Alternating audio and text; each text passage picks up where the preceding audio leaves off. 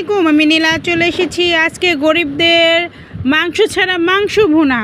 তো মাংস ছাড়া যেহেতু মাংস তো থাকবেই না অবশ্যই, এই তো আমি সয়াবিন নিয়ে নিলাম। তো মাংসের ফিল চলে আসবে, খাইলে স্বাদও আসবে। সয়াবিনগুলো আমি পানিতে দিয়ে সেদ্ধ দিয়ে দিলাম। তো এটা ফুটে হওয়ার আগ পর্যন্ত আমি এই যে ঢেকে রাখলাম। এখন এগুলা পানিটা বলক হয়ে গেছে, এখন এটা পুরাই সেদ্ধ হয়ে যাবে, নামায় রাখলেই সেদ্ধ হয়ে যাবে। তো একটু নাড়াচাড়া দিয়ে পানির ভিতরে ডুবাইয়ে দিলাম, সয়াবিনগুলারে সবগুলারে ভিজাই দিলাম পানির ভিতরে। তো হয়ে গেছে আমার সয়াবিন পুরো বলকায় গেছে পানিটা। এখন এটা আমি নামিয়ে নেব। তো চুলাটা খালি রাখবো না, এটার উপরে ভাত বসাই দেব। আর সয়াবিনের পানিটা একটু হালকা ঠান্ডা হলে এটা আমি চালনি দিয়ে ছেঁকে নেব। সয়াবিনগুলো এখন আমি পরিষ্কার করে সুন্দর করে ধুয়ে নেব। এই দেখেন ছাকনা দিয়ে নিয়ে গরম পানি ফালাই দিয়ে যে ঠান্ডা পানি দিয়ে ধুয়ে নেব। আর অবশ্যই আপনারা সয়াবিনটা খুব ভালোভাবে কচলাইয়া 7-8 বার ধোয়ার চেষ্টা করবেন, কারণ এটার ভিতরে বালু থাকে, ময়লা থাকে। তো গোটা সয়াবিন তো 1 পোয়া 30 টাকা দিয়ে আমি সয়াবিন নিয়ে আসছি, তার অর্ধেক নিছি, তাহলে আমার 15 টাকার সয়াবিন। এখানে 15 টাকার সয়াবিন দিয়ে আজকে মাংসর স্বাদ পাওয়া যাবে।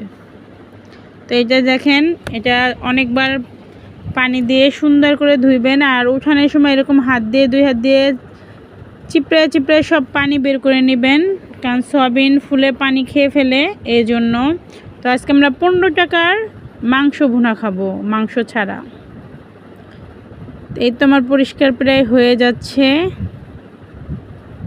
এভাবে সয়াবিনটা ধোয়াটা খুবই সাবধানে ধোবেন, কারণ সয়াবিন যদি ভালোভাবে পরিষ্কার না হয় তো খাওয়া যাবে না, বালু একটা ভাব আসবে, সয়াবিনের ভিতরে বালুটা থাকে। তো এই যে চুলায় আমি পাতিলটা বসিয়ে দিলাম, পাতিলটা শুকিয়ে গেল। তো এখানে আমি তেল দিয়ে নেব। এই সয়াবিনগুলো এখন তেলে ভাজতে হবে, একটু লবণ একটু হলুদ দিয়ে। ডিম যেভাবে ভাজেন ঠিক ওইভাবে এইগুলো ভাজলেই হয়ে যাবে। সেদ্ধ ডিম ভুনা করার আগে যেভাবে ভাজেন ওরকম হালকা ভাজা দিলেই হয়ে যাবে। তো আমি গরম তেলে হলুদ লবণ দিয়ে সয়াবিনগুলো ঢেলে দিলাম। আর অবশ্যই আপনারা সয়াবিন ধুইয়া একটা চালনির উপরে রাখবেন, যেন আর শরীরে পানি যা আছে সে পানিগুলো পড়ে যায়। তো এই যে দেখেন, এটার আমি উল্টে পাল্টে সুন্দর করে ভাজা করে নেব, বেশি না, হালকা ভাজা হলেই হয়ে যাবে।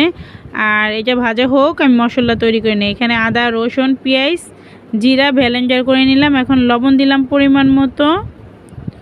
এখানে 1 চামচ হলুদ দিয়ে দেবো, না এটা গরম মশলা দিয়ে দেব। এটা শাহি গরম মশলা, এটা আমার ঘরে তৈরি। এখন দিয়ে দেবো 1 চামচ হলুদ। আর সয়াবিন রান্না করলে মশলার পরিমাণটা বেশি লাগে, তেলের পরিমাণটাও বেশিই লাগে। তো এখানে দিয়ে দেব 1 চামচ গুঁড়ামরিচটা অনেক ঝাল আমার, তো এইটাই আমার হয়ে যাবে। ঝাল আপনাদের যার যার পছন্দ মতো খেয়ে নেবেন, মানে মরিচ পছন্দ মতো দিয়ে দিবেন। আর এইখানে আমার সয়াবিনগুলাও ভাজা হয়ে গেল। এখন আমি সয়াবিনগুলো তুলে নেব। এই যে পাতিলটা ধুয়ে আবার পরিষ্কার করে আবার চুলায় বসাই দিলাম। এখন আমি এখানে জিরাটা ভেজে নিব, কারণ রান্না শেষে আমার জিরা লাগবে। তো আমি আলাদা পাতিল আবার নষ্ট করতেছি না, এটার ভিতরে আমি জিরাগুলো ভেজে নিব। তো যাদের জিরা গুঁড়ো আছে তাদের তো আর ভাজতে হবে না, যাদের নাই তারা অবশ্যই আমার কাছে টাটকা ভাজতে ভালো লাগে। তো জিরা ভাজা হয়ে গেছে, নামিয়ে নিলাম। এখন আমি রান্না শুরু, তেল দিয়ে দিলাম। এখানে তেলের পরিমাণটা বেশি লাগবে, এখানে সয়াবিন তেল দিলাম, আপনারা চাইলে সরিষা তেলও দিতে পারেন। তো তেলটা গরম হইতে থাকুক।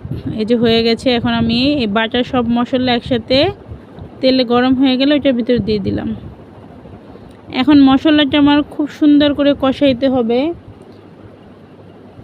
এটা যতক্ষণ তেল না ভাইসে উঠবে ততক্ষণ পর্যন্ত এটা কষাইতে হবে। এই যে আমি সুন্দর করে মশলাগুলো মিশিয়ে নাড়াচাড়া দিয়ে নেব। তো মশলাগুলো সুন্দর করে কষিয়ে নিতে হবে, মশলার যে কাঁচা স্মেলগুলো সব চলে যাবে, যে গন্ধগুলো আছে। আর মশলাটা খুব ভালো করে কষাইবেন। সয়াবিনটা ভাজতে হয় এই জন্য, সয়াবিনে আলাদা একটা গন্ধ থাকে, যদি তেলে ভাইজা নেন তাহলে গন্ধ থাকবে না, না ভাজলে কিন্তু হবে না। তো গরিবের আজকে মাংস ভুনা মাত্র 15 টাকায়। তো দেখেন, যেহেতু মাত্র 15 টাকায় মাংস ভুনা করব, মাংস ছাড়া মশলা একটু বেশি দিতে হবে, মশলায় কিপটামি করা যাবে না, মশলার পরিমাণটা কিন্তু একটু বেশিই লাগবে। তো এই তো আমার মশলা কষানো শেষ। এখন আমি ভাজা সয়াবিনগুলো সব দিয়ে দেব। এই দেখেন, দেখা যাচ্ছে না মাংসর মতো? এখন তো পুরাই মাংস ভুনা ভুনা দেখা যাচ্ছে। তো এইখানে গরম মশলাটা, শাহি মশলা আমার ঘরে তৈরি, সেটা দিলাম। আর যাদের ঘরে তৈরি নাই তারা ঘরের গরম মশলা দিবেন। যদি পারেন কেউ প্যাকেটের রেডিমেড গরুর মাংসের মশলা দিতে পারেন, তো ওই ক্ষেত্রে মজাটা কিন্তু অনেকটাই বেড়ে যাবে। এটা অপশনাল, আপনাদের ইচ্ছে হলে দিতে পারেন, না হলে নাই। কিন্তু এটা মশলার পরিমাণটা বেশি হলে খুবই মজা লাগে। আর ঘরে তৈরি না থাকলে রেডিমেডটাও দিতে পারেন। এই তো আমি সয়াবিনগুলো সুন্দর করে কষাই নিলাম। এখানে সামান্য পানি দিলেই হবে, বেশি পানি দেওয়ার প্রয়োজন নাই, কারণ এই সয়াবিন আমি আগে সেদ্ধ করছি, তেলে আবার ভাজছি। তো পানির পরিমাণ এতটুকুই যথেষ্ট, এর বেশি প্রয়োজন নেই। তো এখন আমি এটা ঢাকনা দিয়ে ঢেকে দিব। আমি 5 মিনিট পরে আবার ঢাকনাটা তুলে ফেলবো।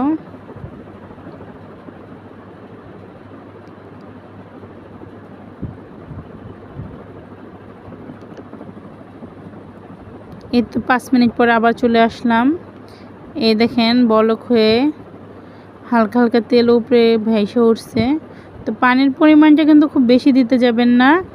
আর এই সয়াবিন রান্নায় আরেকটা জিনিস, পানি মানে ঝোলটা একদম শুকিয়ে ফেলবেন না। সয়াবিনটা একটু হালকা ঝোল ঝোল থাকলেই মজা লাগে, কারণ এটা পানি শুকিয়ে ফেললে ভালো লাগে না। কারণ সয়াবিনগুলো মশলাটা ভিতরে ঢুকলে মানে খাইতে মজা লাগে। তো এটা আবার একটু ঢেকে দিব। এখনও পুরোপুরি হয় না, ওই দেখেন উপরে তেল ভাইসে উঠছে। এই তো হয়ে গেছে। এখন আমি জিরা দিয়ে দিলাম। এরপর যে আবার ঢেকে দেব। তো জিরার ঘ্রাণটা প্রতিটা সয়াবিনে সুন্দর করে ঢুকবে। এখন আবার ঢাকার পরে এই যে ঢাকনা দিলাম, 2 মিনিট পরে আবার চলে আসবো আমরা।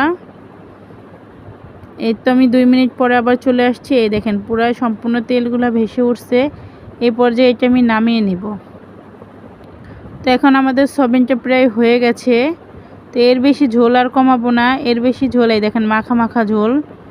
এখানে খুব বেশি ঝোল নাই, কারণ মশলা বেশি, এই জন্য হয়তো বা দেখা যাচ্ছে। এটা গা মাখা মাখা ঝোল ভাল লাগে, বেশি ঝোল শুকিয়ে ফেললে টেস্ট লাগে না। তো আমি এটা খাবারের সময় আবার গরম করব, এই জন্য আমি পাতিলে